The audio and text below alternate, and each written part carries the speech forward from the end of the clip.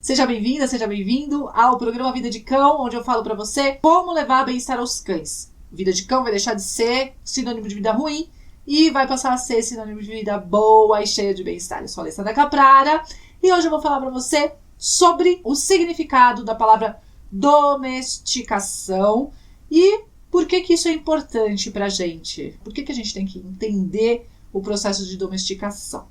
Então, primeira coisa, o que é domesticação? Em termos gerais, domesticação é um processo biológico que envolve alteração genética e influência humana nas modificações e na seleção de indivíduos que atendam mais às necessidades do próprio humano para que esse animal seja domesticado. Então, o animal domesticado, ele sempre vai passar por uma alteração genética ao longo do tempo, vai mudar o ambiente, vai mudar características comportamentais, vai mudar uma série de coisas profundamente. Isso acontece ao longo do tempo. O que acontece normalmente é que as pessoas, elas confundem domesticação, que é um processo biológico, com domiciliação. Então, quando você domicilia um animal, por exemplo, vou lá pegar, eu quero ter um animal selvagem em casa, né? Que algumas pessoas têm animal selvagem em casa. Aquele animal não é doméstico porque ele mora numa casa. Ele é um animal domiciliado. E ele também não é domesticado. Entende? Aí confunde domado com domesticado. É uma bagunça. Para você ter uma ideia, a domesticação dos cães fez surgir uma nova espécie ou, para alguns cientistas, uma nova subespécie. O processo de domesticação fez os cães, a partir dos lobos, né, a transição do lobo para o cachorro, fez com que houvesse uma perda de 5% da carga genética do lobo, entre lobo e cachorro. E quando você pega entre lobo e algumas raças de cães, essa alteração, essa perda genética, não sei se pode ser falado perda, né? Essa alteração genética chega a 35%. Então, não é a mesma coisa de você pegar um animal na natureza, que, né, não é para fazer isso, pôr dentro de uma casa e falar que esse é um animal doméstico, porque não é, e nem domesticado. Animal selvagem é animal selvagem. Por quê, gente? Quando você tem uma domesticação, você tem a perda do processo de seleção natural. Porque aí não é mais a regra de seleção de genes, não vai ser mais a natureza.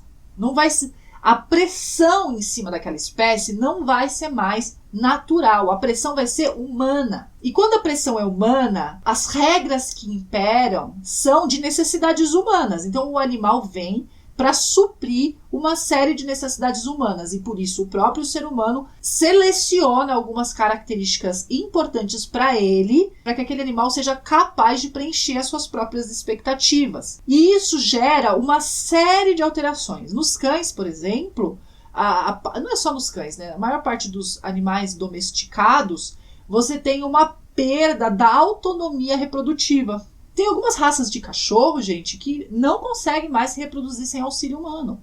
O Bulldog inglês é um deles. Quase todas as fêmeas precisam passar por cesariana para ter filhote.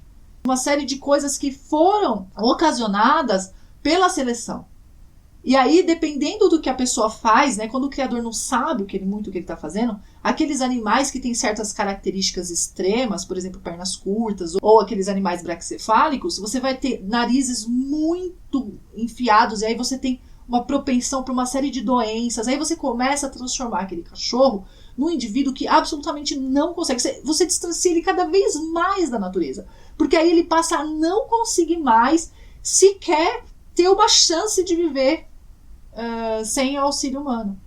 Porque aí ele vai morrer de infecção ali, porque ele não consegue respirar e nem lidar com calor, por exemplo, falando do Bulldog inglês especificamente. Mas tem outras raças também que a gente olha e fala, bom, aonde vai parar isso, né? Que o animal fica extremamente dependente. Então o processo de domesticação, ele leva uma espécie selvagem para uma condição de cativeiro, onde ele passa a ser dependente do ser humano em diversos níveis, em diversos graus.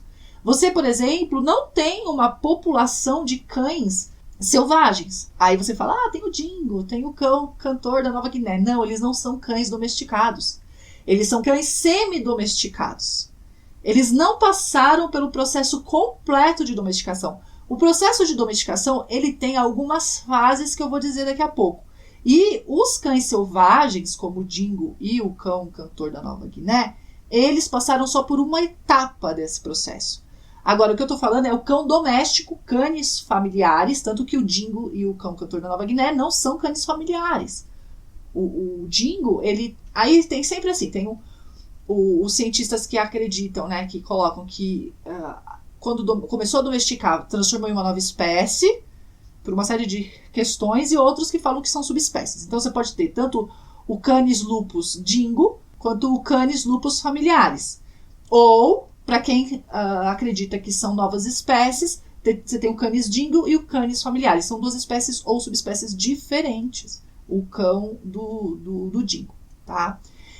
Eles, claro, todos os cruzamentos, até de cão com lobo, geram descendentes férteis. Então você pode ter hibridização entre esses animais sem nenhum problema. Com perdas, né? Continua tendo perdas aí. Por quê? Principalmente na reprodução. Porque teve essa perda da seleção natural ali em cima. Você tem o aparecimento de alguns aspectos e a perda de outros que fazem com que eles não consigam se reproduzir. O cachorro, o cão doméstico, ele não é capaz de se reproduzir em vida livre. Ele se reproduz, ele até tem filhotes, mas reprodução, gente, sucesso reprodutivo é quando o filhote daquele animal que pariu ali, ele consegue ser autônomo e reproduzir no ambiente também, longe do auxílio humano, entende? E as populações de rua, de cães, né, livres, não conseguem fazer isso, porque além de ter uma transferência constante de indivíduos, então tá toda hora entrando um indivíduo, saindo um indivíduo, né, porque abandona outro cachorro, aí outro vai lá e recolhe, aí abandona outro cachorro, recolhe, aí um tem cria, então não tem como nem formar grupo, não consegue formar grupo, não tem essa inteligência de formação de grupo que tem os lobos. Então cães de vida livre não existem como uma espécie autônoma, o ser humano está sempre influenciando ali. E estudos de cães de vida livre em alguns países mostraram que a taxa de sobrevivência, gente, é ínfima. Assim, da população inteira que eles estudaram, uma cadela deu cria e um filhote deu cria. Depois, na condição de vida livre também. E essas populações foram estudadas tempo suficiente para que isso fosse verificado. E então, você tem um processo aí de perda de algumas habilidades para que aquele animal consiga viver de forma autônoma na natureza, né? Esse que é o ponto que eu queria que ficasse bem compreendido. Existe o cão de vida livre e o cão selvagem, o lobo selvagem e o cão selvagem. Tanto o cão selvagem quanto o lobo selvagem, porque também existem lobos de cativeiro, eles são autônomos, ou seja, eles se reproduzem de forma autônoma, eles se sustentam ali naquele processo. O cão doméstico não. Entende o procedimento? Então, o processo de domesticação é isso, é uma transformação que até gera novas espécies, novas raças, com base em outras forças ali que incidem sobre aqueles animais. E quando que aconteceu esse processo de domesticação dos cães? Isso é uma informação que, assim, é bem controversa, porque é complicado dizer precisamente, porque depende, não é só análise. Foi feito um trabalho até que fez uma análise mitocondrial, né, genética e tudo, nos cães e nos lobos, e aí determinou lá que os cães podem ter sido domesticados muito antes de terem se aliado aos seres humanos. Então, que seria assim, 100 mil anos atrás. Só que não tem como, quando você fala de datas, né, de datas de associação, de espécies, de aparecimento, desaparecimento, uma coisa importante a ser feita é aliar alguns estudos. Só o estudo genético, ele não dá 100% daquela informação. Então não é certeza que foi 100 mil anos atrás. Porque você precisa do indício arqueológico, você precisa da escavação, do material comprovando que houve isso lá atrás. E não existem, é difícil encontrar, né? Você vê na literatura que quando eles encontram pedaços de cães. Até outro dia eu estava lendo, não é de agora, né, acho que foi de 2018, que encontraram um filhote completamente preservado no gelo e tal, porque está degelando, né, nosso planeta. E aí vai descobrindo esses animais perfeitos, assim, tem pelo, tem dente, e você vê a patinha, o coxinho, tudo. Gente, mas não tem esse material, sabe? Quando você pensa assim, vai escavar, então vai ter lá um monte de osso. Já foram encontradas muitas ossadas, mas algumas ossadas são estudadas frequentemente e o material não é abundante. Então você perde aquele material e não consegue mais prosseguir com estudos mais avançados com aquilo. E muitas ossadas que foram encontradas, mesmo com formato, então você tem estudos morfológicos daquelas ossadas. Não é um estudo simples, você pega e faz uma análise genética e fala, faz 100 mil anos. Entende? É isso que eu quero deixar claro aqui. E esses estudos multidisciplinares que vão dar essas respostas. E o indício mais antigo da associação de cães com os seres humanos e da presença de cães na Terra foi realmente por volta de 12 a 30 mil anos. E aí não tem uma precisão nesses dados, cada trabalho fala uma coisa. A resposta é que não existem respostas. Então a gente continua nessa, dos cientistas procurarem esse indício do primeiro contato. Aí uns falam que foi num lugar só da Ásia, outros falam que foi em múltiplos lugares, mas aí esses animais foram morrendo. Então assim, começou a domesticar, certo lá, começou a domesticar o lobo ali, e aí ele foi se aproximando e tal, foi passando pelas fases de domesticação. Aí aconteceu alguma coisa, e aí aquela população domesticada se extinguiu.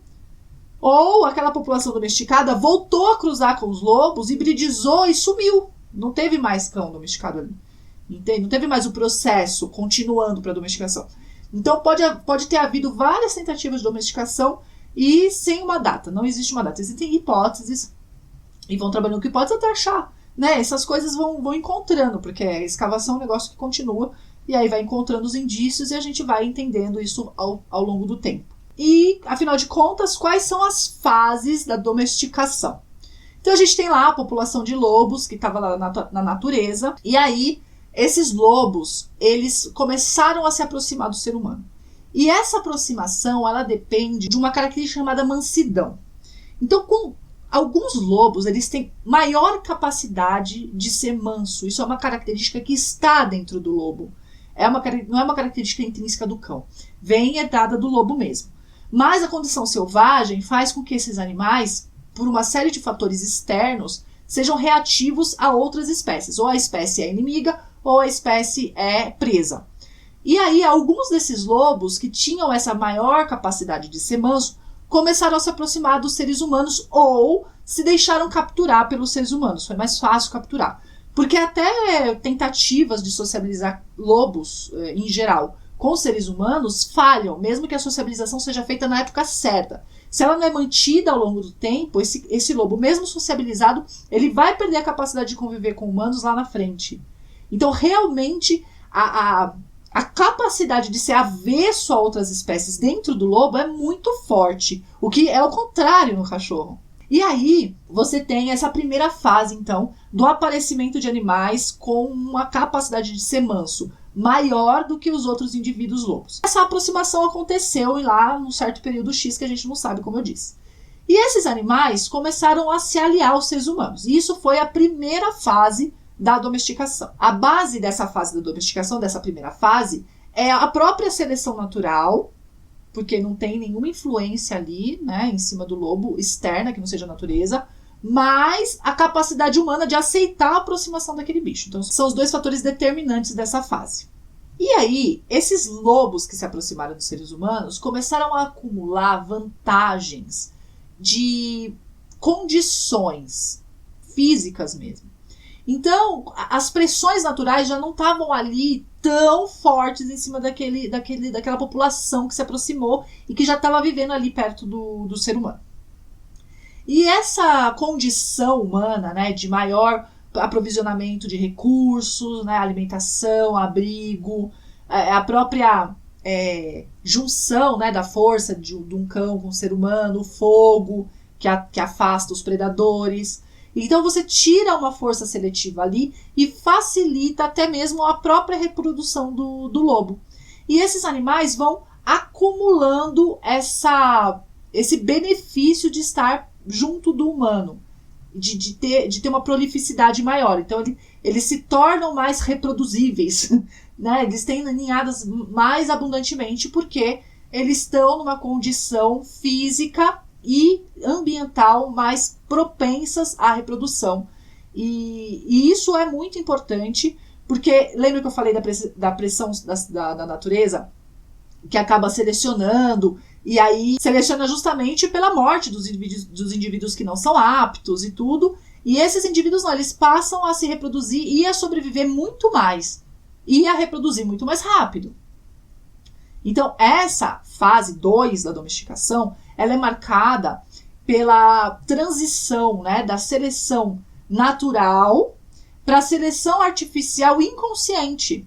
Então o ser humano, ele só estava fazendo o que era da alçada dele ali, que era capturar comida, né, preparar comida, comer, e aí tinha os restos de comida. E o lobo, por estar ali perto do humano, né, aquele precursor do cão estando ali perto do humano, ele se aproveitou do ambiente. Então não era o ser humano ali fazendo uma pressão proposital naquele animal, né, selecionando artificialmente de forma consciente. Era inconsciente, porque era apenas a junção das coisas, sabe? Juntou a fome com a vontade de comer e deu certo, tá bom? E essa é a segunda fase da domesticação.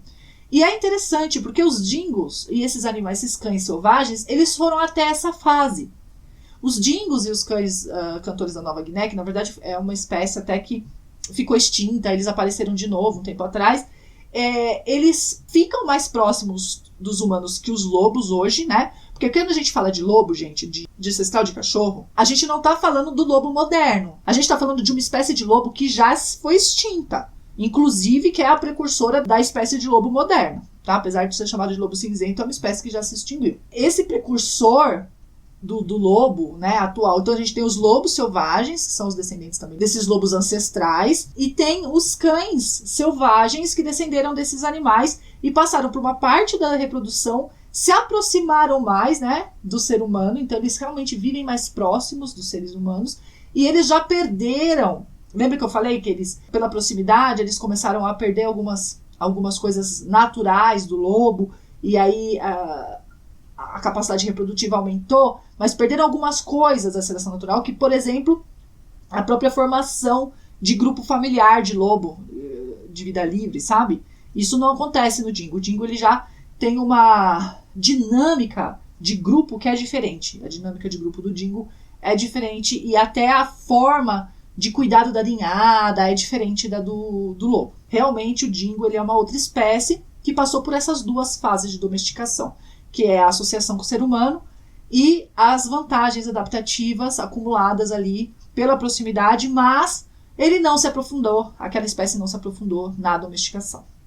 E aí, os cães domésticos que nós temos hoje começaram a se aprofundar e passou para a terceira fase da domesticação, que começou a ser a seleção, ainda inconsciente, para a utilidade. Por que inconsciente? Porque o ser humano não tinha ali um conhecimento de manipulação dos indivíduos. Ele só selecionava aqueles animais que eram mais úteis para ele. Então, se ele queria ali, né, provavelmente, né, o que se tem hoje de informação é que as primeiras associações de humanos com cães se deram por uma questão de proteção. Então, eram cães de guarda, era para afastar animais, era para guardar o grupo ali mesmo, que é uma coisa natural do próprio lobo e do próprio cão, porque ele quer proteger a área dele, né? É uma questão natural ali. E como aquele ser humano queria cães que protegessem, artificialmente ele foi selecionando esses cães que acabavam sendo mais propensos à guarda. E isso de forma inconsciente, porque era uma questão ali pós-natal, entende? Não era uma coisa de juntar um cão com o outro porque ele era mais propenso, não tinha esse nível de refinamento ali. E essa é a fase 3, que é ainda uma fase de seleção artificial, já é artificial, mas ainda é inconsciente, mas já entrando numa seleção ali dos animais mais úteis. E aí a gente chega na fase 4 de domesticação, que já começa a ter uma seleção artificial deliberada. Tendo presente para o fato de que se eu selecionasse animais para utilidades que eu desejo, tinha um sucesso, né? Esse processo tinha um sucesso. Então o ser humano começou a selecionar diferentes tipos de utilidade. Então animais que perseguissem latindo, que caçassem, que tivessem pernas curtas. E eles começaram, né? Nós começamos a selecionar diferentes utilidades artificialmente de forma deliberada, ou seja, já estávamos ganhando a consciência de que tínhamos o poder de selecionar as utilidades que a gente precisasse ali para que aquele cão nos servisse de forma mais adequada. Isso é a fase 4 da domesticação, né, da seleção artificial inconsciente para deliberada. E nesse momento a gente tem o surgimento dos cães pré-históricos. Na verdade, na fase anterior a gente já tem o surgimento do cão, de fato, cão doméstico pré-histórico, né? Porque o dingo fica ali até a fase 2. Na fase 3 já temos a seleção lá inconsciente, então ali a gente já tem o cão doméstico pré-histórico. E na 4 a gente já começa a ter as primeiras seleções diversificadas, né? Então o cão de pernas curtas, né? Que a gente tem algumas raças com perna curta para utilidade. E aí a gente vai ter a fase 5 de domesticação, que é a última fase, é o que nós temos hoje, que é a seleção moderna, genética, deliberada, especializada e irradiação rápida, ou seja, eu já sei que gene que eu quero, eu já sei onde ele está, eu já sei o que fazer, e aí eu pego aquilo, formo a raça que eu quero e irradio rapidamente, ou seja, eu espalho aquela característica que eu quero de forma rápida. E isso é o que formou as raças modernas. E aí a gente tem a formação de tipos morfológicos específicos, indo além do simples trabalho, indo além da simples seleção de comportamentos adequados e desejáveis, né? Eu quero uma forma desejável, pela própria forma, que é a base do cão de companhia, né? O que a gente vê no cão de companhia? O que o tutor vê no cão de companhia? É a conformação física. Então, eu já não estou mais na seleção artificial deliberada. Eu estou já na seleção artificial metódica. Eu já sei o que eu faço para conseguir concentrar uma certa característica para irradiar rapidamente e criar uma nova raça. Isso foi feito inúmeras vezes. A gente tem aí mais de 400 raças registradas nos canis, né, no Kennel Club.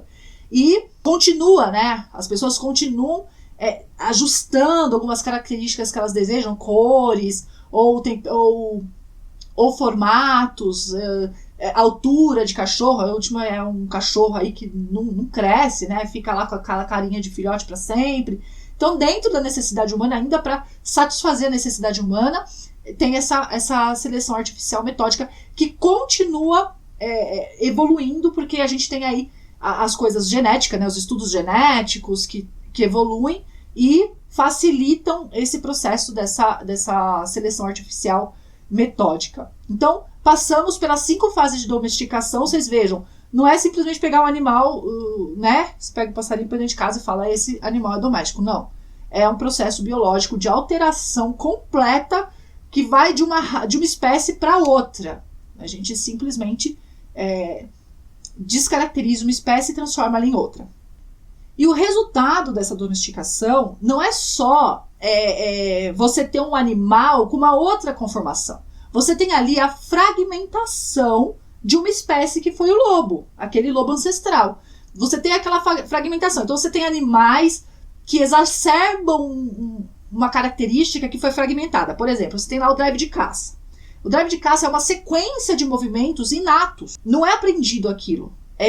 O lobo ele nasce com aquilo. Aí o lobo tem a sequência inteira, porque ele usa a sequência para se alimentar. Mas o cão, ele não vai mais precisar usar a sequência de predação para se alimentar, porque ele é dado a ele a comida. Então o que o ser humano fez? Ele usa a sequência de predação para utilidade. Então você vai lá e fragmenta essa sequência de predação e exacerba as características que você quer. Aí você tem um animal que espreita, persegue, mas não morde, como os cães pastores. Você tem um animal que espreita, persegue, captura, mas não dilacera nem se alimenta daquele animal, como os cães de caça. Essa fragmentação, ela inclusive, além de nos servir, né, de fazer com que o cão nos sirva, ela também é responsável pelo aparecimento de alguns problemas de relação entre humanos e cães. Porque quando você passa do cão da utilidade para a companhia, você não perde essa fragmentação, você não perde as características que foram selecionadas na formação da raça e todo esse processo de domesticação que foi fragmentando esses comportamentos, esses padrões inatos. Mas você continua com aquilo, fica sem utilidade. E aí o animal continua desempenhando e de forma inadequada, porque ele não tem mais um objetivo com aquilo, e aí aquilo se transforma num problema de comportamento que não é um problema. É simplesmente o cão desempenhando sua função que já ficou disfuncional, né? Uma droga. Mas é isso. Então, a própria fragmentação dos comportamentos inatos e a exacerbação deles nos trazem problemas de relacionamento se a gente não sabe manejar isso de forma correta. Por isso que a gente tem que saber que existe para poder manejar. E afinal de contas, para que a gente precisa saber isso? Foi o que eu falei, né? Porque a gente precisa saber isso. Porque a gente precisa saber de onde o cão vem, qual foi o processo de aparecimento dessa nova espécie ou subespécie, para a gente saber onde a gente vai buscar as necessidades naturais do cachorro. Porque, como eu disse, a gente não tem cachorros vivendo de uma forma selvagem, a gente não tem canes familiares, né, espécie canina, vivendo de forma selvagem, natural, autônoma, entende? A gente não tem populações que conseguiram se estabelecer na natureza, mesmo em proximidade com o ser humano, como os cães dingo. Os dingo, eles vivem ali numa proximidade X do ser humano, sem muita interação, eles não têm interação com o ser humano, mas é perto. Eles comem por isso é até um problema lá na Austrália e tudo, porque come a criação, né, ataca pessoas, mas ali, vive perto. Essa proximidade, ela é natural. Porque o dingo, ele poderia ir para mais longe, mas ele não vai, porque é natural dele, porque ele passou pelas duas fases da domesticação, é natural dele estar perto do humano. Como o cão doméstico, mas o cão doméstico muito mais perto do humano, a ponto de não conseguir viver de forma autônoma. A gente não tem uma base de comportamento natural do próprio cão doméstico. Então, sabendo todo esse processo, a gente vai atrás de rastrear alguns indícios, né? E para que comportamento natural? Para que descobrir isso? Porque o comportamento natural está impregnado nos genes. E de alguma forma, a gente tem lá as diferentes herdabilidades, né? A herdabilidade é o quanto que uma certa característica é genética e o quanto ela é modificada pelo ambiente. Então a gente tem uma série de herdabilidades quando a gente fala de comportamento canino, e é importante saber as herdabilidades para a gente saber o quanto é o ambiente e o quanto é o gene. E não ignora o gene. E aí o gene vem da onde? Vem da ancestralidade.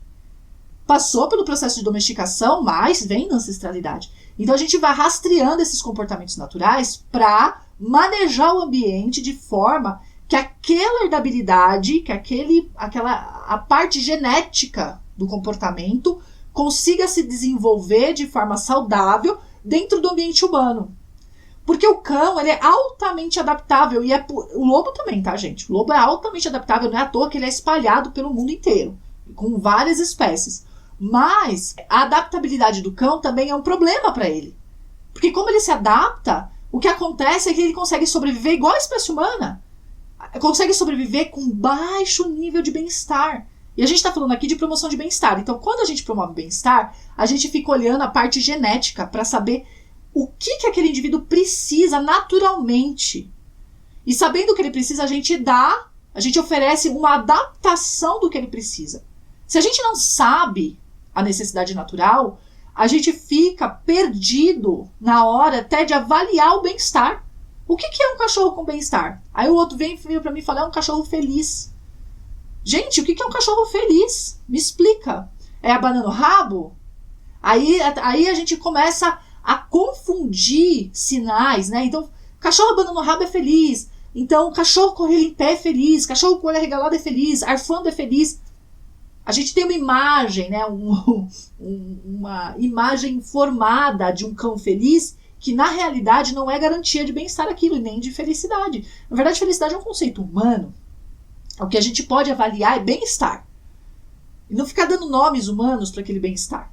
E para dar bem-estar, a gente tem que saber de onde veio o cachorro. O ideal seria que houvesse uma população natural de cães, porque aí a gente conseguiria ver O que o cão faz quando ele está sozinho, autônomo? E o que ele não faz? E aí a gente se basearia naquilo. O que tem mais perto, né, de um cão na natureza é o cão rural, das áreas rurais. Porque, de alguma forma, esses cães eles não têm limites, né? Eles vivem nas redondezas, ou os cães de vila, os cães de vilarejo, que são aqueles cães tradicionais que são de todo mundo, né? Em pequenas comunidades de remotas. E aí tem aquela cachorrada que fica ali em volta das pessoas e é cuidado por todos e por ninguém. E eles se reproduzem aleatoriamente e tal, e meio que tem um comportamento ali. Então o que a gente tem de mais próximo. Mas ainda assim é altamente dependente dos seres humanos. No sentido de que o ser humano está sempre interferindo ali. Então pega a ninhada, tira, tem um manejo ali. Né? Não é totalmente natural e autônomo. Tá? Nem sei se isso é possível, na verdade, depois de todo esse processo de domesticação. Não sei se isso é possível. O outro ponto que é importante a gente entender a domesticação é justamente essa perda de autonomia do cachorro. Que aí eu chego no outro ponto, no terceiro ponto, que é importante entender a domesticação, que é a responsabilidade humana sobre todo esse processo. Não sei se você entendeu, mas tudo que eu falei que aconteceu com o lobo e que ele transformou em cachorro foi por responsabilidade humana, pela mão humana. Então a responsabilidade sobre os cães é humana. E isso é muito importante, porque nos dá a consciência de que nós temos a responsabilidade de tratar esses animais com respeito e oferecer a eles bem-estar, no mínimo, né? Porque fomos nós que criamos. E aí a gente precisa cuidar da nossa criação. E essa distribuição de responsabilidade é muito importante quando a gente fala até de resultados. Se você não distribui a responsabilidade, fica uma coisa jogada e não diz que me diz, e é o que está acontecendo hoje. Na verdade, não existe uma falta de informação, mas existe uma série de informações importantes sendo veiculadas e disseminadas, mas que não promovem nenhuma alteração. Os cães continuam vivendo praticamente do mesmo jeito, só mudou o contexto. O nível de bem-estar não aumentou muito, mas a forma de negar esse bem-estar que alterou. Porque nós continuamos tratando os cães como se fossem a nossa extensão, e eles não são a nossa extensão. Eles são a extensão dos lobos ancestrais deles, tendo aparecido por nossa interferência, mas não deixaram de ser descendentes daquele ancestral. E aí essa é a importância, tá? A gente vem no rastro da necessidade natural para oferecer o bem-estar. E tem o fato de, nesse processo de domesticação, o cão ter ficado extremamente apegado ao ser humano. O vínculo cão-humano é extremamente importante para o cachorro. E isso também é uma grande responsabilidade. Porque a gente precisa entender esse vínculo e a qualidade dele e entender que esse cachorro ele vai se expor a uma série de situações desagradáveis simplesmente para estar ao nosso lado. E gente, isso para mim, é muito chocante, sabe? É uma responsabilidade enorme, é um peso, na verdade. Quando você questiona, né? Quando a pessoa questiona, pra que eu vou ficar sabendo essas coisas, né? Até tem gente que reclama, esses vídeos muito longos, pra que eu quero saber isso? Eu costumo dizer assim, né? É o que difere, saber essas coisas é o que difere eu ter uma caneca ou, um celular e um cachorro, né? Olha só. É óbvia a diferença, né? Mas, na prática, parece que as pessoas não entendem essa diferença. Porque pra ter um celular, o que eu preciso? Eu preciso simplesmente saber como ele funciona e como que eu cuido direito dele para ele durar mais tempo. Eu não preciso saber qual foi a tecnologia, da onde veio, qual é a história da criação dos celulares para poder usar um celular. Nem para poder cuidar bem dele. Eu preciso basicamente saber o que eu faço que acaba quebrando, o que eu faço que não quebra e apertar os botões e pronto. Quem que é aqui que tem um celular que vai estudar a história do celular para saber basicamente tudo do celular, da história dele, da evolução e de tudo para poder usar um celular? Precisa? Não precisa. Porque celular não tem necessidade natural. O celular ele é um objeto. O que eu preciso saber? Como eu uso de forma correta para não quebrar. Para ele me atender às minhas necessidades. É isso que eu preciso. Ponto final. Cachorro não é celular. Olha que óbvio. Cachorro não é objeto. O cachorro é um ser vivo que tem uma ascendência. E essa ascendência faz dele quem ele é. E toda a história evolutiva dele faz dele quem ele é. Se eu desconheço essa história evolutiva, eu estou ignorando que ele é um indivíduo que precisa de cuidados específicos para a própria espécie. Espécies específicos. E eu não posso ignorar isso. Se eu quero dar bem-estar para um animal, para um cachorro, eu sou obrigada a saber a história desse animal. Porque é a partir dessa história que eu vou conferir o máximo que eu posso do que ele precisa.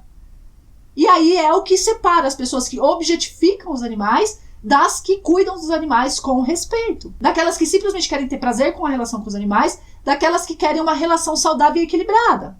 Essa é a diferença. É por isso que a gente tem que saber essas coisas. Oferecer o bem-estar para o cão é como dar um presente para uma pessoa querida. O presente é o próprio bem-estar. Como que eu vou dar um presente para alguém se eu não sei o que ela precisa ou o que ela deseja? E como o cão não fala o que ele deseja, o que ele precisa, é o conhecimento dele, que nós temos a capacidade de estudar e descobrir, que vai nos dar a possibilidade de dar o melhor presente que a gente pode dar. E hoje não está sendo o melhor. A gente não está dando o melhor presente para os cães hoje, em termos gerais. Os estudos estão evoluindo, né, em relação aos cães. Ainda tem muita coisa para a gente saber. Não é conclusivo. Tem muita coisa que a gente não tem base, realmente, para agir. A base, ela é simplesmente de resultados. Então, eu pego uns parâmetros de bem-estar e eu falo, bom, eu fiz isso, o parâmetro apareceu, beleza, então é bem-estar. Mas será que dá para ser melhor? Essa resposta só vem se a gente continuar estudando os cães. E continuando nesse estudo dos cães, a gente vai ser cada vez mais capaz de dar um presente melhor para esse cachorro. Sem saber, a gente não vai conseguir. Assim como a gente vai falhar em dar um presente para um amigo se a gente não conhecer profundamente esse amigo. E aí esse presente não vai valer para ele. Tá certo, gente? E era isso que eu queria falar agora sobre domesticação. Muito importante, espero que eu tenha passado o recado. E a gente se vê no próximo episódio.